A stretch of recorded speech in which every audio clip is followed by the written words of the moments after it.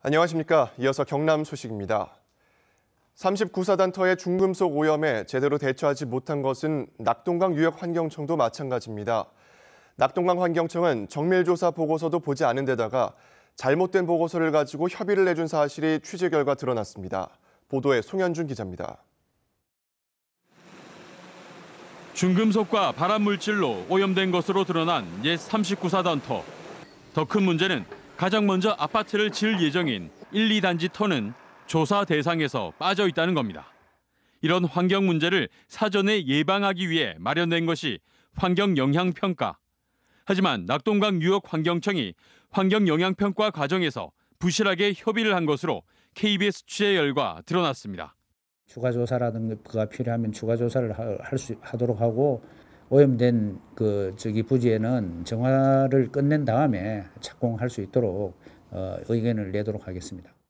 39사단터가 얼마나 오염됐는지 정밀조사 결과도 받기 전에 간략한 궤양조사 결과만 확인하고는 협의를 해준 겁니다. 게다가 낙동강 유역환경청은 잘못된 자료를 가지고 검토를 했지만 그 사실도 모른 채 협의를 해줘 빈축을 사고 있습니다. 오염 정도를 정확히 알기 위해선 15m까지 땅을 파 시료를 채취해야 하지만 7m까지만 땅을 파겠다고 계획서를 냈는데 그대로 통과시킨 겁니다. 전문가들은 지금이라도 낙동강 유역환경청이 직접 나서 토양 조사와 정화를 감독해야 한다고 지적합니다. 조정할 수 있는 데가 그래도 환경청입니다. 그 업체에다가 어떻게 하기를 권고한다든지 강력하게 브레이크를 거는 그런 방법이 가장 현실적이죠. 낙동강 유역환경청은 뒤늦게 보고서를 재검토하고 현장 점검에 나서겠다고 밝혔습니다. KBS 뉴스 송현준입니다. 진주 지역 시설하우스 농가에 꽈리고추가 집단으로 말라 죽는 피해가 확산하고 있습니다. 피해가 확인된 농가만 20여 곳이 넘는데 정확한 원인 규명조차 되지 않아 농민들이 애를 태우고 있습니다. 김소영 기자의 보도입니다. 꽈리고추 시설하우스 안이 누렇게 변해버렸습니다. 어른 키높이만큼 자란 긴 줄기와 풍성하던 잎은 완전히 말라 죽었습니다. 수확이 한창이어야 할 열매는 물기 하나 없이 뻣뻣하게 시들어버렸습니다. 한 달 만에 거의 한 60%, 70%가 나무가 다 죽어버리고 어찌 손쓸 방법이 없었어요. 인근 농가도 마찬가지. 현재까지 피해가 확인된 농가는 진주 지역 20여 곳, 재배 면적은 8만여 제곱미터에 이릅니다. 이 시설하우스에 심어놓은 꽈리고추의 70% 이상이 이미 말라 죽었고 나머지도 이미 고사가 진행되고 있습니다. 고사가 발견된 건 정식이 이뤄진 지 6개월 만인 지난 2월부터. 하지만 발생 석 달이 지나도록 뚜렷한 원인은 나오지 않고 있습니다. 농촌진흥청은 청고병 등 일반적인 병원균에 의한 피해는 아닌 것으로 보고 있습니다. 간이 토양 분석에서도 특별한 문제점은 발견되지 않았다고 밝혔습니다. 다만 농진청은 전목 부위에 기둥이 되는 대목의 줄기 내부가 갈변하는 증상을 확인했다고 밝혔습니다. 색이 변하고 물이라든지 영양분이 뿌리에서 위쪽으로, 잎 쪽으로, 열매 쪽으로 올라가기가 어려워요. 피해 농가 모두 특정 육묘업체의 대목을 사용해 농민들은 종자원의 성분 분석 의뢰를 검토하고 있습니다. KBS 뉴스 김소영입니다. 어제 오후 창원의 비닐하우스와 주택에서 화재가 잇따랐습니다. 어제 오후 2시 20분쯤 창원시 대산면의 한 비닐하우스에서 불이 나 비닐하우스 150제곱미터를 태워 소방서 추산 800만 원의 재산 피해가 났습니다. 경찰은 난방용 보일러 부근에서 불이 시작된 것으로 보고 정확한 화재 원인을 조사하고 있습니다. 또 잠시 뒤인 어제 오후 3시 20분쯤에는 창원시 구산면의 한 주택에서 가스레인지 과열로 추정되는 불이 나 소방서 추산 600만 원의 재산 피해가 났습니다. 위안부 할머니들을 기리기 위한 소녀상 건립이 인제대학교에서 추진되고 있습니다. 대학 안의 소녀상 건립 추진은 전국에서 처음인데 학생들은 직접 만든 물품 판매와 모금운동 등으로 소녀상의 의미를 알려나가고 있습니다. 김대진 기자가 보도합니다. 소녀상 건립을 위한 후원 물품 판매에 나선 학생들. 위안부 할머니들의 의미를 담은 팔찌와 손거울 등을 직접 디자인했습니다. 판매와 함께 어떤 소녀상을 어디에다 세울지 학생들의 의견도 묻고 한일 위안부 합의 무효화 해결을 위한 서명운동도 하고 있습니다. 교수들도 격려를 해주고 학생들도 동참의 뜻을 전해주고 있습니다. 우리끼리만 모여서 이렇게 하기로 했으니까 응원해주세요 이런 거보다는 여러분들의 의견을 모아서 우리가 이렇게 했습니다 하고 하는 게 가장 이상적이지 않을까 하는. 위안부 소녀상 건립을 추진하는 곳은 인제대 역사 동아리 학생들. 수요 집회와 평화나비 콘서트 등을 열면서 피해 할머니들을 널리 알리기 위해 대학 안에 소녀상을 세우겠다는 계획을 세웠습니다. 더 많은 학우분들한테 저희 위안부 할머니들 얘기를 들려드리고 싶었고 이런 활동을 하고 있다. 그래서 같이 해결해 나가자라고 말을 해주고 싶었고요. 지난 2달여 동안 물품 판매와 후원 등으로 170여만 원을 모았지만 건립비 1,300만 원까지는 아직 크게 모자랍니다. 학교와의 협의도 남아있어 8월 14일 위안부 기림일에 맞춰 건립하기에는 맞추기가 빠듯합니다. 전국 40여 곳에 위안부 관련 조형물이 있지만 대학 내 추진은 처음입니다. 여기 우리로부터 비로소라는 동아리 이름처럼 학생들은 작은 나부터의 실천에 나서고 있습니다. 할머니들에게 명예와 인권을. KBS 뉴스 김대진입니다. 우리나라 해운업의 중심지인 부산중앙동이 최근 해운업의 위기와 구조조정의 여파로 관련 업체 폐업이 속출하는 등 직격탄을 맞고 있습니다. 장성계 기자가 보도합니다. 화물 고박, 즉 선박의 화물을 안전하게 묶는 전문 업체입니다. 지난해 매출 121억 원을 기록할 정도로 알짜 업체지만 최근 해운업 위기로 창사 이래 가장 큰 위기를 맞았습니다. 선사들이 화물 고박비를 최대 10% 깎고 한진과 현대 두 국적 선사의 운명에 따라 회사 매출이 크게 흔들리기 때문입니다. 암울합니다.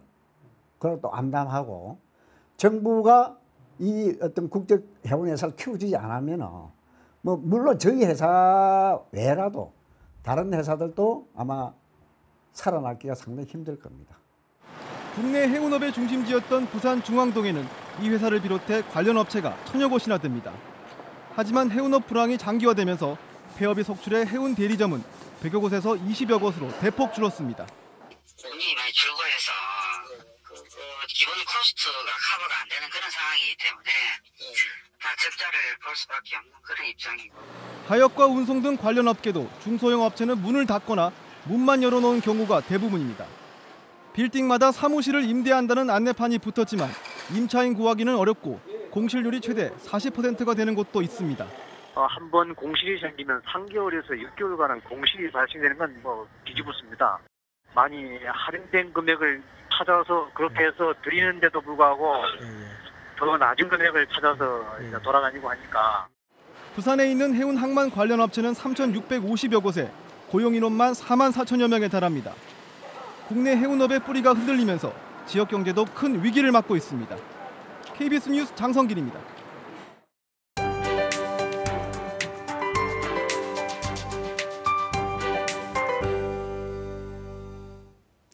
출근길 날씨가 심상치 않습니다. 보시다시피 전국에 비구름이 가득하고요. 강한 바람과 함께 장대비가 쏟아지고 있습니다. 경남 지역은 강풍특보가 내려졌는데요. 특히 지리산과 남해안 일대는 시간당 20mm 이상의 국지성 호우가 내리는 점 염두에 두셔야겠습니다. 이 비는 오늘 낮에 대부분 그치겠지만 내일까지 강한 바람이 불 것으로 예상돼 간판이나 비닐하우스 등 바람에 취약한 시설물 점검을 철저히 하셔야겠습니다. 오늘은 북쪽을 지나는 저기압의 영향을 받겠습니다. 소형 태풍급의 강한 세력을 지니고 있고요. 해안 지역은 초속 20m에 달하는 강풍이 몰아치고 있습니다. 그 밖의 지역도 제대로 걷기 힘들 정도의 비바람이 부는 점 염두에 두셔야겠습니다. 현재 기온 살펴보면 창원 17도, 밀양과 거제 18도로 시작합니다. 현재 15도를 웃돌고 있고요. 한낮에는 김해 22도, 창원은 21도로 기온은 내림세를 보이고 있습니다. 서부 지역도 예년 수준을 밑돌겠습니다. 진주 16도로 출발해 합천 19도, 산청과 진주 18도로 아침과 낮의 기온차가 크지 않을 것으로 내다보고 있습니다. 오늘은 해상 여건도 좋지 않습니다. 모든 바다에 풍랑특보가 내려졌고요. 물결은 최고 5m까지 매우 높게 일겠습니다.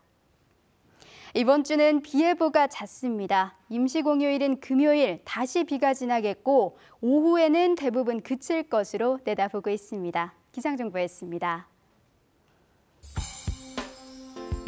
하만박물관이 군민을 대상으로 지역 역사와 문화에 대한 이해를 높이기 위한 수요 문화광장을 오는 7월까지 개설합니다.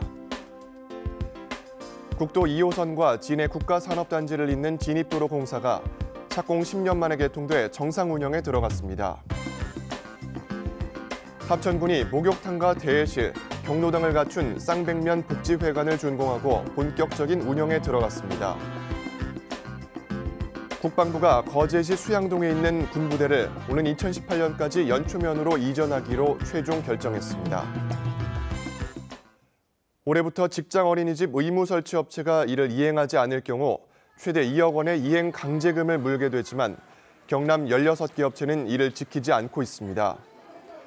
보건복지부에 따르면 경남은 넥센, 덴소코리아 일렉트로닉스, 동아타이어공업, 세아창원특수강, 태광실업, 경남대학교 등 16곳이 직장 어린이집 설치 의무를 이행하지 않은 것으로 나타났습니다. 경남도청이 지난 5년간 직급보조비 지급 규정을 어기고 과다 지급해왔다가 감사원 감사에 적발됐습니다. 감사원은 직급보조비를 지급하되 재외 근무수당을 받을 경우 직급보조비에서 일정 금액을 감액해야 하지만 경남도청이 공무원 16명에게 편법으로 4,600여만 원을 과다 지급했다고 밝혔습니다. 감사원은 과다 지급한 직급보조비 전액을 환수할 것을 경남도지사에 요구했습니다. 창원시가 광역시로 승격되면 창원시 재정이 2천억 원 이상 증가할 것이라는 주장이 제기됐습니다. 이영 창원시정연구원 연구위원은 최근 연구 결과를 발표하고 광역시 승격으로 창원시 재정이 약 2천억 원 이상 증가하고 승격 10년 후에는 창원시 인구가 약 120만 명으로 지역 총생산은 약 80조 원 늘어날 것으로 전망된다고 주장했습니다. KBS 뉴스를 마칩니다. 고맙습니다.